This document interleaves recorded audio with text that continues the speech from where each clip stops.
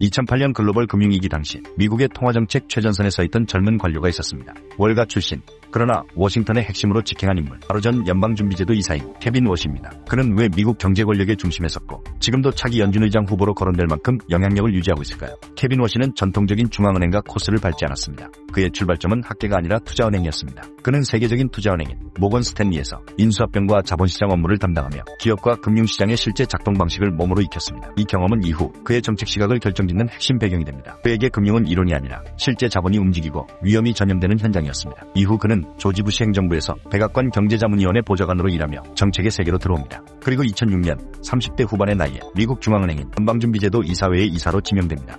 이는 당시 기준으로도 매우 이례적인 발탁이었습니다. 그가 주목받은 이유는 단순한 엘리트 경력이 아니라 시장 내부를 아는 인물이 통화정책 테이블에 앉았다는 점이었습니다. 2008년 금융위기가 터지자 그는 연준 내부에서 월가와의 소통 창구 역할을 맡습니다. 리먼 브라더스 파산, AIG 구제금융, 대형은행들의 유동성 위기 대응 과정에서 워시는 정부와 시장 사이의 연결고리로 움직였습니다. 외신들은 그를 외기 시기에 월가의 언어를 이해하는 연준 이사라고 평가했습니다. 그는 대규모 양적 완화에는 일정 부분 동의했지만 장기적으로는 과도한 통화 팽창이 자산시장 거품을 키울 수 있다는 경고도 함께 내놓았습니다. 즉, 위기 대응에는 적극적이되 영구적인 완화 정책에는 신중해야 한다는 입장이었습니다. 2011년 그는 연준을 떠납니다. 공식 이유는 학계 복귀였지만 시장에서는 당시의 초저금리 기조에 대한 내부적 이견이 영향을 미쳤다는 해석도 나왔습니다. 이후 그는 스탠퍼드대 후보연구소에서 연구활동을 이어가며 금융규제, 통화정책 정상화, 중앙은행의 역할 축소를 주장해왔습니다. 동시에 그는 여러 글로벌 기업의 이사회에 참여하며 정책가가 아닌 경영의 감시자 역할도 수행합니다. 특히 미국 뉴욕 증시에 상장된 전자상거래 기업 쿠팡 INC의 이사회 멤버로 활동하며 기업 지배구조와 장기 전략에 관여하고 있습니다.